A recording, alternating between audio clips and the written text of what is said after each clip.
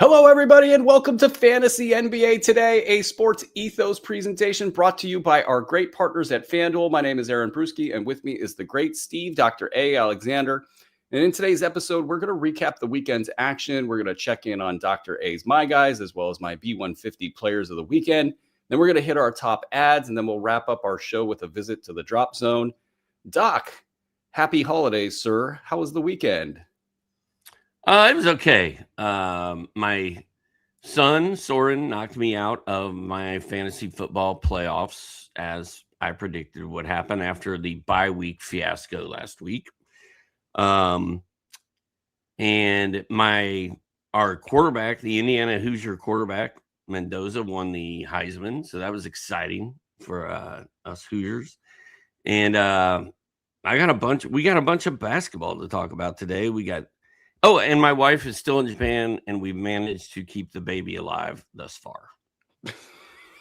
I like that last part. Anytime we have a birthday party around one of the kids, we always congratulate the parents on keeping the small human alive. Harder than it looks, folks. Harder than it looks. Welcome to all of our new listeners. This is Sports Ethos. Head on over to sportsethos.com. Check out our memberships. I've been working just crazy around the clock. While you're commiserating over your fantasy football loss, I'm just like trying to keep it together as I've been going through every single player in the NBA, getting the B150 projections and the B150 re-release as is now custom during the NBA Cup. Working on that. Those projections that I work with, those power all of the tools that we have here at Sports Ethos. So go check that out at sportsethos.com. Let's get to some news here, guys. Jalen Suggs over the weekend diagnosed with a hip contusion. I guess I wouldn't say there's no timetable for return. It feels like it's kind of a day-by-day thing. I know there was some news that he was on a wheelchair heading out of the weekend game in Orlando. It's a long ramp or walk from the locker room to the buses. And so that wheelchair was just sort of a common sense thing, a little less scary than it sounded. And I don't know, Doc, how are you with Jalen Suggs in general? Do you want to weigh in quickly on this whole thing, or do you feel like this is just kind of status quo for Jalen Suggs? He's been awesome, but I mean, that's the book on Jalen Suggs is he gets hurt and he's hurt again. And it may be a day-to-day thing, but the fact that there's no timetable for return makes me nervous. And it just makes Anthony Black a must roster player until further notice. Can't argue against it, especially if you can deal with the free throw percentage. I think he also is becoming one of these like Luka-like players where it looks like he's dying on the floor every night, and then he's going to just turn around and play in the next game. So, the little things that you kind of keep an eye out for. We have a report that the Bucks are considering making another significant addition that could help their chances of convincing Giannis to stay. Good luck. You almost read that with a straight face. I read the words on the screen. Yeah, exactly. Good luck, Milwaukee. Every team that's ever tried to do something like that, the great late Jerry West always basically said he would let his free agents just walk. And I think that's a pretty good strategy that teams should start looking at. Not that it applies here, but just don't chase the bad bet, guys. I was talking to a very successful businessman the other day at the golf course, and he's like, "Yeah, man." He's like, "Somebody comes in and gives me their 2 weeks notice." I'm like, "All right, thanks for your time. Go home. We're not running this out for the last 2 weeks. You just go ahead and go." And clearly hands them their 2 week paycheck as well. RJ Barrett beginning to return to play activities this week. He had his PRP injection after his knee sprain, so it feels like all just standard operating protocol for RJ Barrett. Chris Haynes reports that the Lakers have made calls to the Pelicans regarding Herbert Jones, and the Warriors have inquired about Trey Murphy III. Good luck getting Trey Murphy, guys. I'm all for it. If you could pull it off, good for you. Herbert is an interesting one. I don't think a contending team should let another contending team get Herbert, is kind of my big take there. I don't know if you have any big takes when you hear that kind of news, but that's where I'm at with it. Well, one of my favorite Lakers of all time was Eddie Jones, and he was like Herb Jones a little bit. Like he was a defensive master, like all these steals and blocks, and he was so fun. And he's one of those guys. Like if you put Herbert Jones in the middle of a solid lineup, he's going to make it better. And he's not necessarily a fantasy guy, but he's a reality guy. So I kind of agree with you. There might be an even more important question kind of hidden in here is Trey Murphy. He's just sort of cruising right now. Do you get panicked at all about his fantasy value? Do you start to downgrade him with any of this news or theoretically upgrade him, if maybe he's the last man standing in New Orleans? I haven't really yet. I probably should. I'm sort of like an ostrich with my head in the sand when it comes to Trey Murphy, because if he gets moved to the Warriors or if he gets moved to Indiana, I mean, I really don't care where he gets traded to. If he gets traded, he's going to be good. I'm not worried about that. The basketball will work itself out. The only thing I'm worried about is if he stays in New Orleans and they are completely disassembled. How long does he keep playing this year? So I'm a little worried about that, but I've got him locked into my 30 deep squad, and I can't. Not a lot I can do except hope that he keeps playing. So weird week in 30 deep with so few games. The scores were all over the place in that league. I think I'm still leading it, but I'm not sure. I got to check. And then with the trade deadline stuff, it is interesting. You saw Mark Stein tweeting about this, that a trade could happen today, and it looked like marketing. And then, it had some pictures on it. We'll talk about these guys as we go. I don't want to spin us too deep into the conversation, but when is this stuff going to percolate? And are we going to have a bigger trade deadline this year? There's so many high salary, disgruntled or unwanted players. There's probably like 5 to 10 of them off the top of my head. So, like, could a Trey Murphy be swept up into something like that with New Orleans? Theoretically, I guess I don't know how New Orleans will play this. I mean, they're trying to win this season, but if they want to dismantle this roster a little bit and kind of hedge their bets a little, which would be smart, maybe they can do that. But I don't know. I don't know. That all seems a little too weird. All right, let's get out of that. And let's get Are you telling me the Pelicans are trying to win this year? Is that what you said? That's actually the stated. That's the stated plan. They are 5-22, and the Atlanta Hawks have their pick. They are dead last. They have Derek Queen, and Derek Queen, like every other offensive center out there, is going to change the dynamic of those teams. I'm saying that kidding, but yeah, no, the Hawks have the Pels pick, so they got to win. And but you could maybe try to do a soft reset within that little bit crazy strategy. And then that's the only basis for these reports, by the way. If you're trying to win, you don't get rid of Herbert Jones. You don't get rid of Trey Murphy Jr. You keep those guys and take Zion and Derek Queen into the playoffs. I will just say this. If they get rid of Trey Murphy, they are going to regret it. They're going to not have Anthony Davis. They're not going to have Zion. They're not going to have Trey Murphy. I mean, I don't know. God, I don't. Just give them to Seattle. Okay, it's that's mean to New Orleans. I've seen that action up close. That's mean, Doc.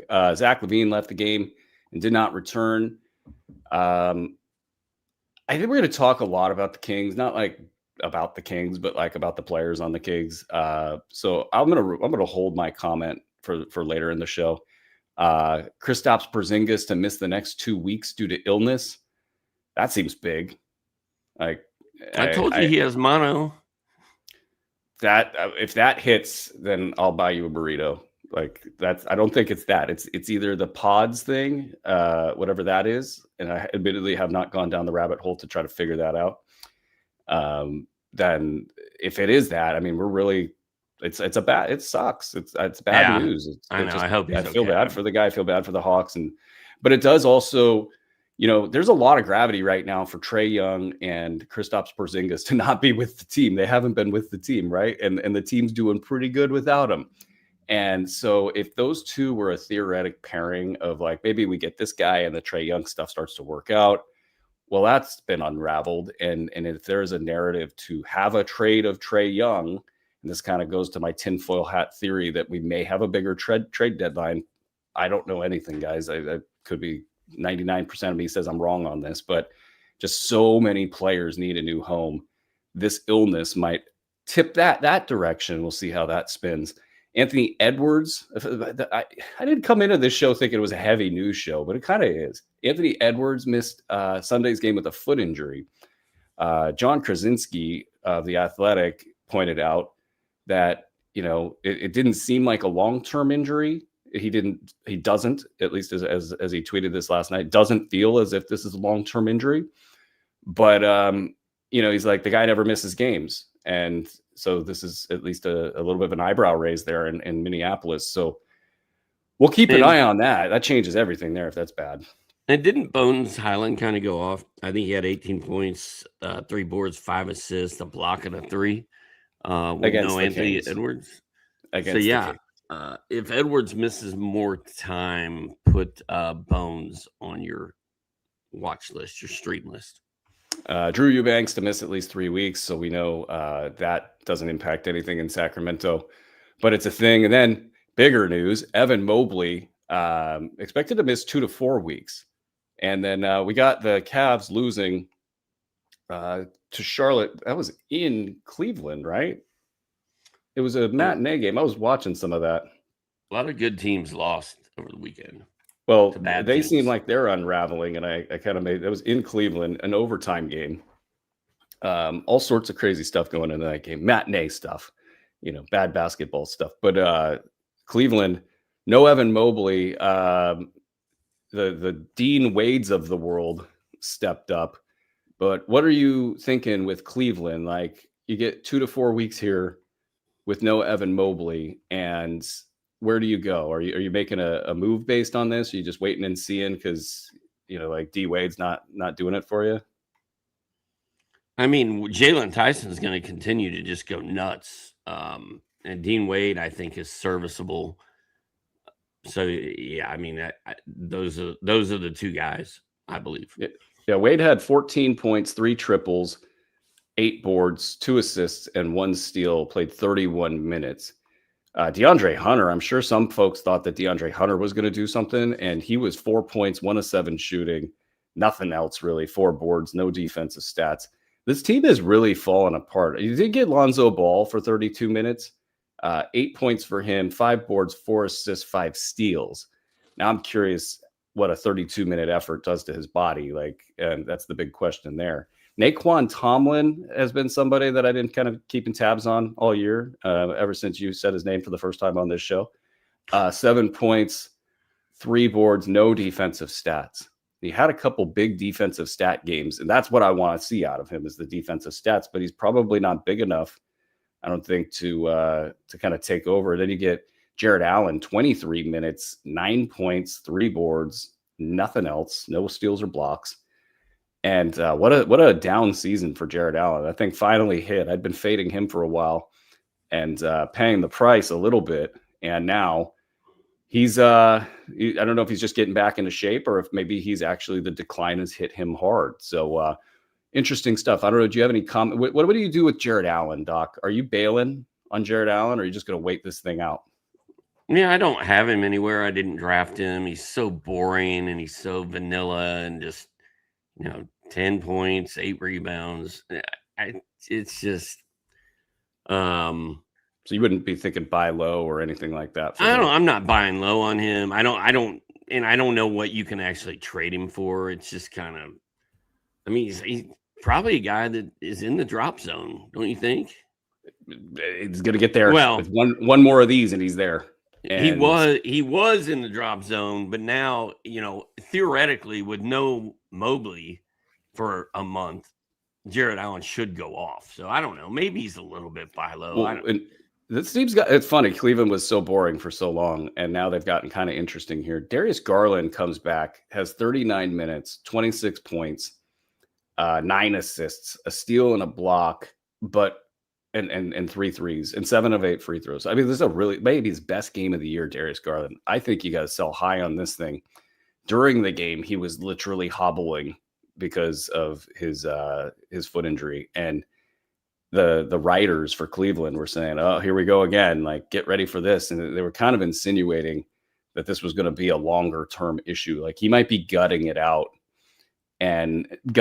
because this team is sort of on the ropes. They are 15-12, the Kenny Atkinson led Cleveland Cavaliers. I think he should coach of the year them out of this and get them back into where they should have been in terms of contention. I'm kidding about Kenny, but like, I think that they understand how bad this is and how bad this can get. And then Donovan Mitchell gets, into the crosshairs. He went 6 of 24 in that game, and Charlotte gives it up.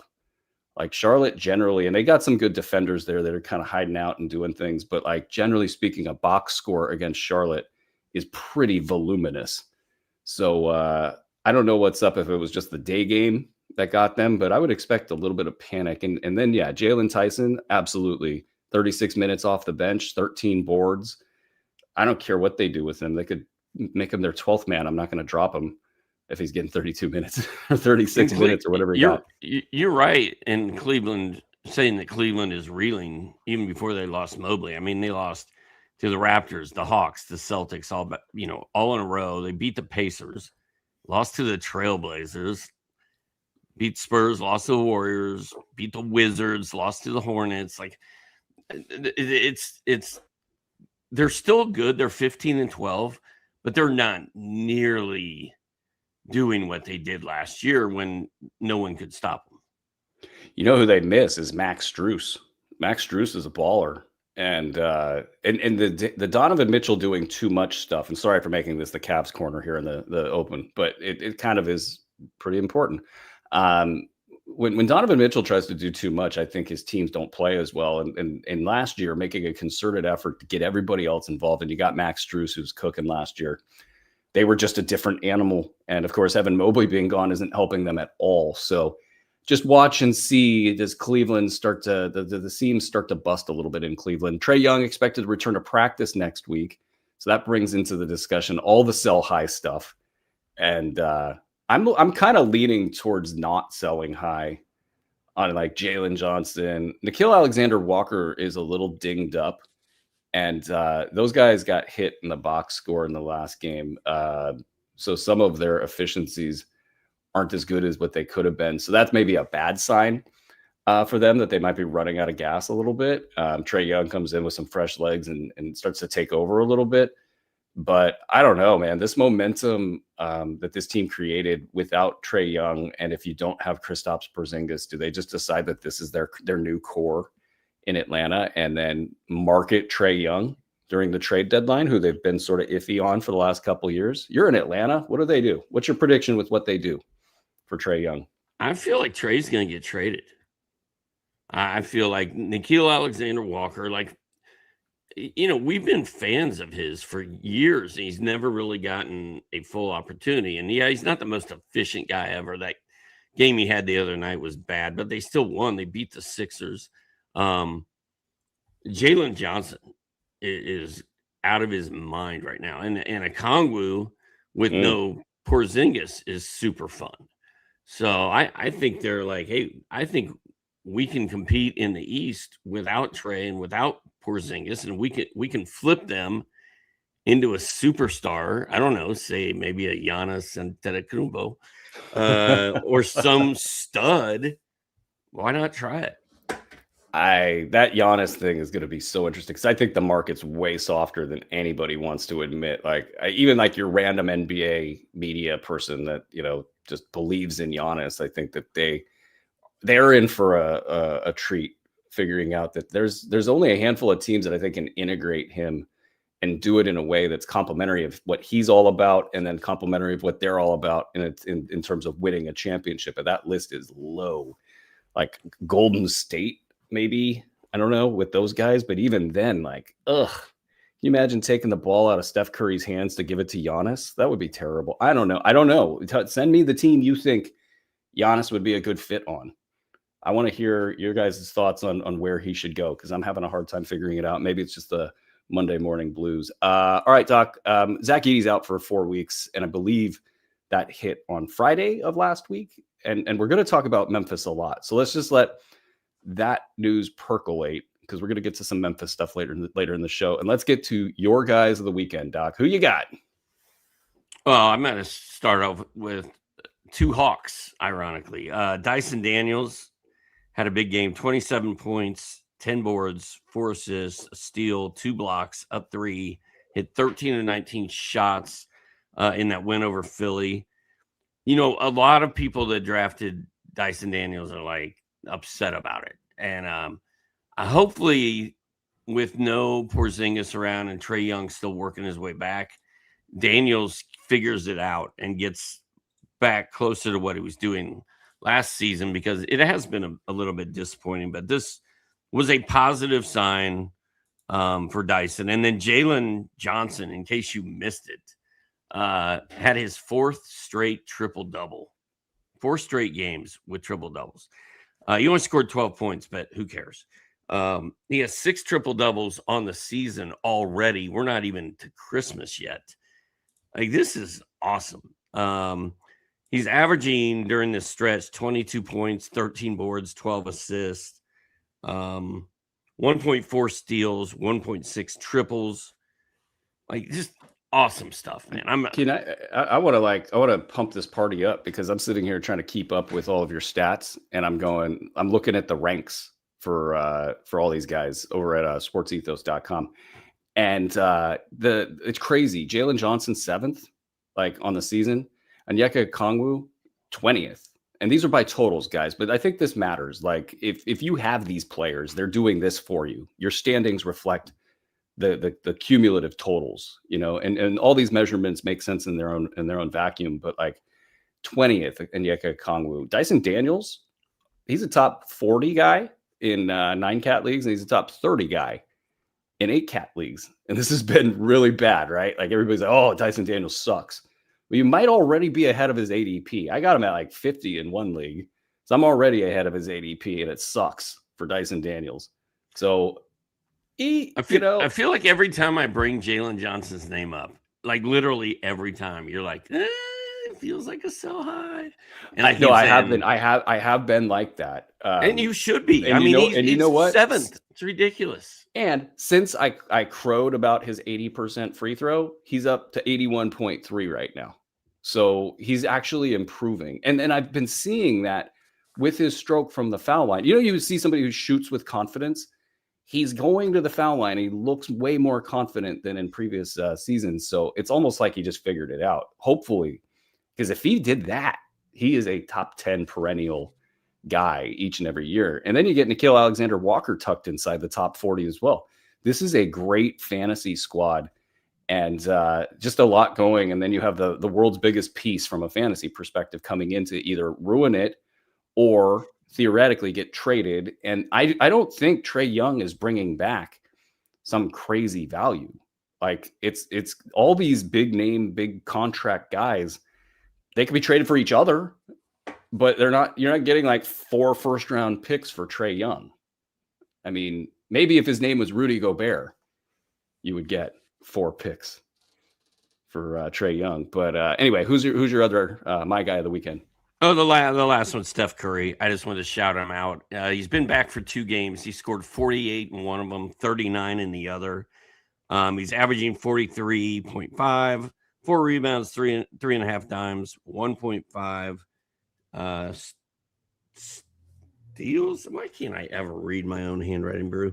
And he's banging tons of 3-pointers. And 9, he's averaging, is that right? Carry the 1. The numbers are nuts. 2. And he's shooting 56% in those 2 games. Like, Curry's been amazing for those 2 games in his return. And I just wanted to congratulate you if you've been waiting for him to get back, because he went off.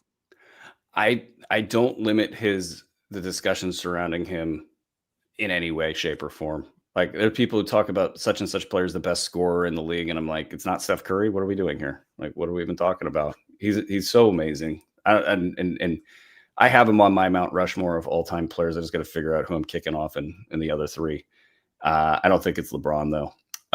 Okay, so for my Bruski 150 players of the weekend, Brandon Miller is so interesting because his value was in the tank if you cared about field goal percentage at all. And otherwise, though, the numbers are just great. He's got a 2-game run of 21.5 points, 9 boards, 5 assists, 1 steal, 1 block, 3.5 threes, 37 minutes. I mean, it's all just there. And my thinking here is the minute he can hit 40% of his shots, it's going to be a big time Brandon Miller run. So I don't know, this last game was pretty noisy as far as the box score went. I think the window might have passed, but I don't think we're ready as a fantasy nation for Brandon Miller to be like a top 20 guy.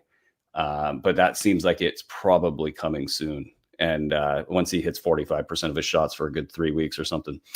And after that, I'll shout out Jordan Poole, 16 points, 2 boards, 4 assists, 1 steal, 2 threes. These numbers, they don't mean a ton, but he talked about how his quad injury was absolutely limiting him and to start the season. And the beat writers on the floor have remarked that he looks way quicker upon returning. And also the numbers and then just the action shows that. So like if we had a question about Jordan Poole, was he still Jordan Poole? You know, however you want to take out, your mileage may vary. He is still Jordan Poole. So I wanted a PSA that thing. So because folks, I think we're kind of treating Jordan Poole like he was a late round guy. And I think he's at least a mid round guy with some potential to just kind of cruise. Okay. Doc, feel free if you have anything to add to that discussion. Just on the Brandon Miller thing, I had him ranked right next to Trey Murphy. And I wanted Trey Murphy or Brandon Miller. I got Trey Murphy every time. I have very few shares of Brandon Miller, but I mean, I feel like he's finally doing what we thought he was going to do, or at least what I thought he was going to do. So hopefully he's good to go the rest of the way. I love good players on bad teams. Sometimes I love good players on bad teams. Said the fantasy man. Top ads from last night, Doc. Kick us off. Who do you like? I don't love this guy, but we can't overlook what Marvin Bagley's been doing. I think I saw a report, Brew. Alex Sarr is still not ready to play. I didn't even bother putting him in my lineup. In 30 deep this week, he's been in there the last 2 weeks. He didn't play a single game for me. My team is sliding. Marvin Bagley in his last game had 23 points, 14 boards, a steal, and a block. He hit 9 of 14 shots. He only hit 5 of 10 free throws. Vukcevic only played 16 minutes in that one and had 6 points and 3 boards, but it was probably because Marvin Bagley was on fire. I don't know which one of these guys is going to do it from night to night, but those are the 2 big men you want to be looking at in Washington for as long as Alex Sarr is out. Alex Sarr, please get well soon. Yeah, that's scaring some people out there, but still not really ruled out. You know, he's just kind of cruising along. Everybody's waiting for these updates. And Bagley, I watched that game, and Bagley, he was Marvin Bagley. You know, he had at least 2 plays where if he had anything resembling a right hand, he could have had an easy layup. But because he doesn't, it resulted in something different. And I think that they are probably just trying to see if they can resuscitate some trade value for him. And I mean, there's really no value to the roster or the franchise if, you know, they keep him. And, you know, it's like, okay, well, you've got your Alexander Sarr, you know, sitting there doing the stuff that you would have Marvin Bagley do. So he can come in while Sarr is out, get some big numbers. Maybe theoretically they could package him in some kind of a deal around the league. I'll move into my next ad from the weekend, and this one hit big. This one was very satisfying. The Justin Champagnie, 13 points, 14 boards, 2 steals, and 1 block.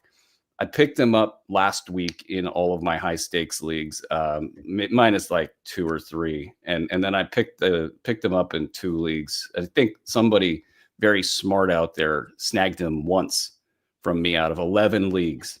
So I got Justin Champagnie everywhere, and I think I had him ranked in the B150 without looking it up at like, say, 75, 85, 95, I don't know, 105. I can't even remember right now. I'll have to look it up after the show.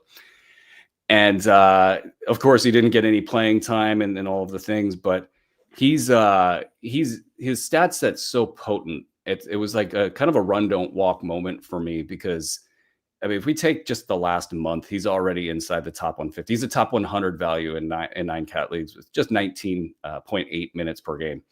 And these numbers just get better as he gets more playing time. In his last 6 games, he's a top 50 to 70 player at 23 minutes per game. He's getting you 3.4 cash counters of steals, blocks, and threes combined to go with 11 and 8. And just to give some perspective, like, I don't even know if that crazy ass rank is going to be out of the question for this season. He's already at the top 200 in 9 cat leagues in 14 minutes per game on the season by totals. So he is doing well. And I think the one thing that's interesting with Sarr being out, because they are going with Bagley and they're running Justin Champagnie out there next to him, and Champagnie's just collecting rebounds. He's just getting them. And I don't know if those rebounds fly Alexander Sarr's way a little bit more, just by the way that they're set up on the floor. And so Justin Champagnie is going to just keep doing this. And I think they have turned the page. I think that they've recognized that Champagnie's a part of theoretically their future. And I think they're going to give him minutes. I'm a little bit worried about Chris Middleton.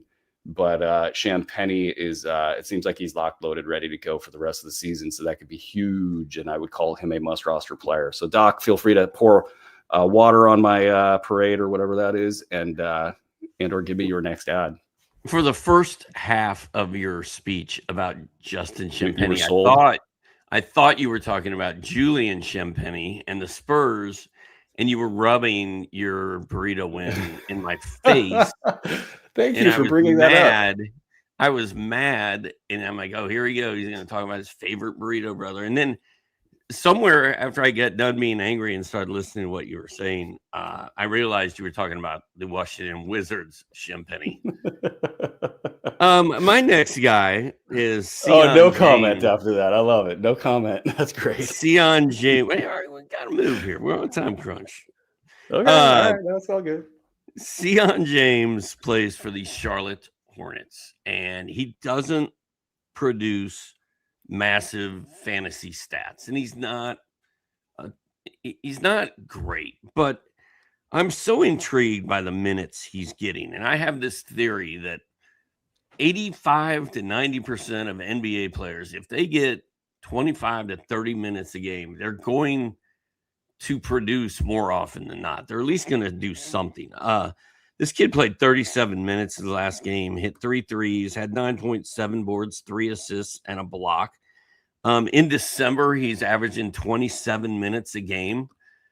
So I'm just sort of waiting for Sion James to get it going. I don't think he's a guy you run out and pick up right now in standard leagues, but just put him on your radar and keep an eye on him. Well, he looks like he's out of a superhero movie. The dude is so yoked, and eventually, like to your point, yeah, eventually numbers are going to come, I think. And but he's just going to be a player, I think, in this league probably for like 10 years or something.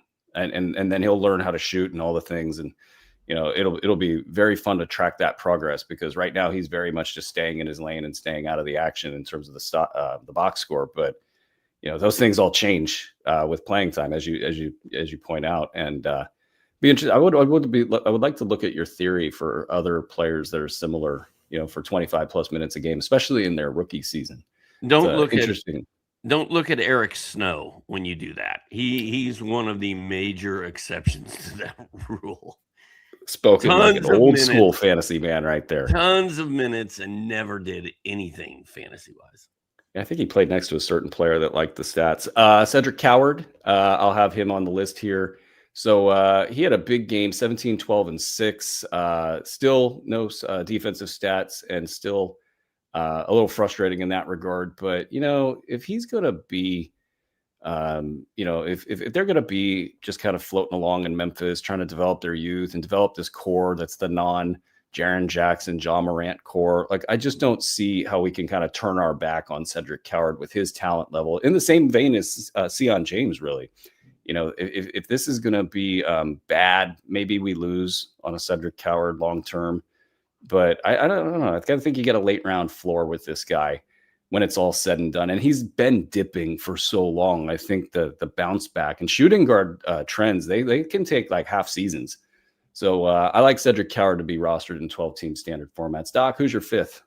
Well, I think these guys, these rookies come out and it takes not only a half a season, but a couple of years to figure out how to really be successful in the NBA, unless you're already just at that Cooper Flag level when you come in. But even he's struggling. So I just because a guy doesn't put up a lot of defensive stats his rookie or sophomore year, I don't think that automatically means they're never going to do it. Dennis Schroeder returned for your Sacramento Kings, played 25 minutes, had 17 points, 3 triples. Dude, that's hate speech. 1 rebound and 3 assists. I have pulled Alex Sarr out of my 30 deep lineup. I have inserted Dennis Schroeder back in there. And if he's going to get 25 minutes a game, we know he can put up numbers. They didn't play Keon Ellis. Zach LaVine is hurt. This is a good time to get in on the Dennis. I will indulge myself for 5 seconds. You know that GM in your league that everybody tries to trade with? That's the Sacramento Kings. But I'll talk about Malik Monk as an ad. 16, 3 and 3, 1 block, 3 threes, 27 minutes. Hit a third of his shots. Not exactly like run to the wire material. And I've been talking for 2 to 3 weeks about this. This Zach LaVine injury kind of felt like a backbreaker for him. It's like, oh, it's so bad for me in this time. I've got this bad situation, and woe is me is kind of the vibe around him right now. And then this ankle injury, it just sort of, he's already struggling with athleticism. This is going to make it even harder. So as we approach the trade deadline, as he gets connected to rumors that probably are impossible to move on, I don't know what they do with him, if they how they kind of devalue him in the big picture going forward. But it's just yet another thing that says, hey, after they trade DeMar DeRozan, Malik Monk is going to be part of the main picture. And same with Dennis Schroeder. I think though he was on the cover of Mark Stein's trade article, it was Monk, and who was the other player? Oh, it was Kobe White. So maybe there's some Dennis Schroeder trade stuff. He hasn't been happy. He's been out with a mysterious hip injury. I think it's real. But like, who gets left over in Sacramento? And Keon Ellis not playing could be anything. They could think he's not good enough to play. They could be saving him for a trade. Who knows? But I also think if he survives past the trade deadline, there will be a big push to have Keon on the floor as they pivot into next season. So those 2 guys are the ones that I want in fantasy leagues that aren't currently rostered, is Malik Monk and Keon, as well as Schroeder. Schroeder's just a little bit of a lower ceiling, I think, overall, and also in trade rumors. So we got some things to watch out for there. Doc, you got any honorable mentions there? I don't believe so. No, I already talked about Bones. No, I'm good. Sweet. While you guys are checking to see if any of that news is applicable to your league and you're going to add or drop, take a quick moment and hit the thumbs up on the video that you're watching. It helps us out a ton. Thank you so much. Let's get to the drop zone, Doc. Who do you like in the drop zone? I'm changing the name of the drop zone just for today. It's a temporary change. This is the get rid of them while you can zone. I'm going to talk about the Philadelphia 76ers. We had one of those rare moments, sort of like Loch Ness and Bigfoot and unicorns. Paul George and Joel Embiid played in the same game, and Paul George went off 35 points, 7 threes. Had a good game. Joel Embiid, I don't even know if he helped your team. He hit 8 of 20 shots. He had 22 points, 14 boards, a steal, and 2 blocks. So he probably did help your team. And then Tyrese Maxey was out for that game, and VJ Edgecombe went off. So I guess all I'm saying here is this is the ultimate sell high moment on Paul George. Like, you might be able to move him for more than a bag of potato chips right now. This is a good time to try to get rid of Joel Embiid, because Brew and I both think that he's only going to play in like 20 to 30 more games the rest of the season. I mean, that's how I feel. And eventually we're going to get a Dem Bona show. And then the other note is, anytime Tyrese Maxey is not playing, which based on last year, if this season goes haywire and badly for Philly, like I feel like it's going to, Maxey may not finish the season. So Edgecombe is still a guy that you cannot forget about. What do you say, viewers? Should I answer the door or should I just let them knock? I know it's a gift. This driver has no idea I'm doing a show. You vote right now, and you let me know what I should do. I say you go open the door. I want to see what it is. You gonna carry the drop zone here for 3 seconds? Yeah, I can keep going. I'm gonna talk about Chicago Bulls. All right, I'll be right back. So also the Chicago Bulls are also frustrating me right now. Josh Giddey and Matas Buzelis, my two guys, as you guys know, each played 24 minutes in their last game. And that it seemed like everybody else on the team was playing more minutes than those two guys. And I'm not really worried about Giddey because I don't even think Steve Kerr could bench Giddey for too long and screw that up. He had 11.7 boards, 5 assists, but that's a disappointing stat line and disappointing minutes. Buzelis is another story because it's 9.6 boards, 3 assists. Feels like that's happening more and more often. The numbers have been down. The minutes have been down. We still have a long way to go, though, man. The Bulls got off to a hot start. They've lost like 9 of their last 10 or something like that. They're struggling. They're reeling. They're going to start falling. And at some point, they're going to have to take the reins off and just let Buzelis go back and play 30 minutes a game. So I'm not panicked. I'm just disappointed. Big shout out to you. That was FedEx. FedEx was so cool just now. I said, look, bro, I'm on a show. He's like, I got you, man. Only in 2025. Okay. The Sixers schedule. I'm looking at it over here on the new and revamped Yahoo Sports website. And there's like a big gap in this month of December. It's a massive gap. Like if you look at the 7th through the 27th, there are, count them, 14 out of 21 days. They don't have a basketball game. If you want to expand it to the day before, the 6th, that's 15 days out of 22, I believe, that they don't have a basketball game. So they have absolutely been completely right and smart to unload the clip with Paul George and Joel Embiid right now and see what they got. And then they can kind of work backwards from there. So it's also a little bit light right now. Like they got a game tomorrow against Brooklyn. Who cares, right? They should theoretically just walk through that. They'll watch out. And then 2 days off after that. Then after that, you get 3 games in 5 nights. And the schedule, without going through a big old schedule review right now, will start to pick up after that. So to all of the points you made, Doc, this is the last stand for all of this stuff. And as we pivot into the second third of the season, we're going to see more basketball out of Philadelphia, which means more risk for Joel, which means more risk for Andre Drummond, which means stashing a Dembona where you can, where it makes sense. If you have Andre Drummond, it's a great handcuff situation. But even in my leagues, I'm basically kind of like gambling a little bit. I'm dropping Bona and then coming back and just having him ready to pick up whenever I have an obvious drop. So I don't have to hold the roster space. Nobody else wants him right now. So that's the strategy there. Please don't mess with my strategy in my high stakes leagues, guys. One last thing about Philadelphia's schedule. They play 6 more times this entire season. So they only have 6 4-game weeks left all year. They have a 5-game week, like the first round of the playoffs, second round of the playoffs, week 22, March 16th. But Joel Embiid and Paul George are not playing 5 games those weeks. They'll be lucky to play 2 or 3, if even that. And I doubt Maxey plays all 5 that week. So if you're holding those guys like, man, I got these 5-game weeks for the playoffs, they're not going to be a 5-game week. They're going to be a 2 to 4-game week probably.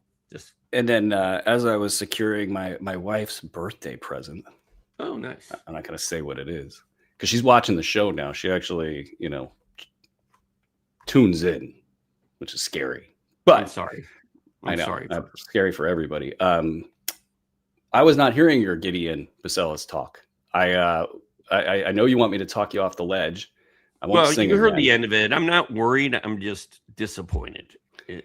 Disappointed dad approach. Got it. But there is a lot of guys that won't be playing for the Chicago Bulls next year on this team, and Kobe White being on the trade block. It feels like it's being disassembled, and it also feels like they had a chance to be decent and then kind of squandered it. And I think they're kind of just short of finger pointing at this point.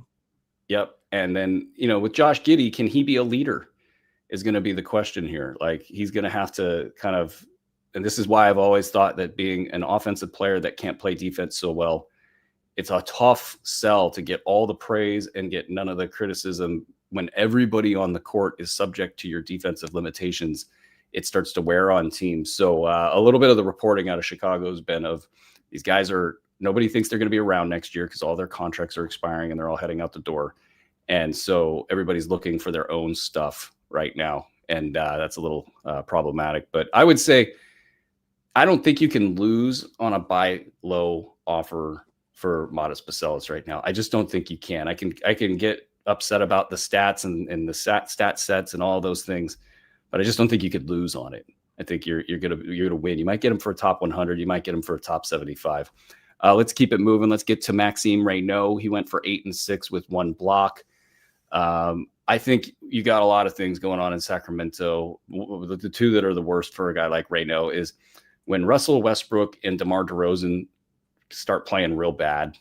And they played Minnesota for this game, so they had to contend with 2 tall guys over there. It just isn't going to look good for a guy like Maxime Reynaud. So I don't think I'm moving his projection at all based on this number. I still think he's a late round value for the rest of the year. Like all rookies, there's going to be ups and downs.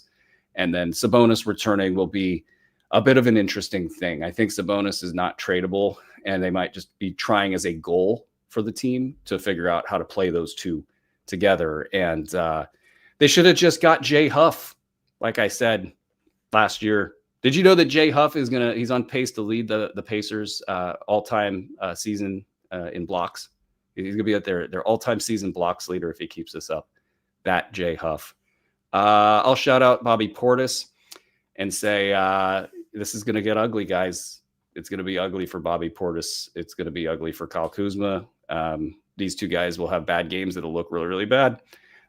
This one wasn't that bad. 10-3-1 with a steal and 2 threes. I think you could actually survive with that. But Bobby Portis, I wouldn't drop him. I would just have expectations thoroughly in check. And that's going to do it for this show. If you enjoyed the episode, the best way to keep this content coming is super simple. If you're on the pod feed, take 60 seconds and drop us a 5-star review, which helps us a ton. If you're watching on YouTube, hit the thumbs up on the video and subscribe to the Sports Ethos channel so you never miss a new episode. Thank you, Andre. Thank you, Doc. Thanks to the content team, Mike Passador, Keston Paul, Mark Camaro, Tim Woodson, William Harris, Yoel Abulaf, John Mosales, Paul Williamson, and Anthony Cates, as well as our tech team. And for Steve and Andre and all of us here at Sports Ethos, we'll be right back with our preview of the upcoming slate. This has been Fantasy NBA Today, presented by FanDuel.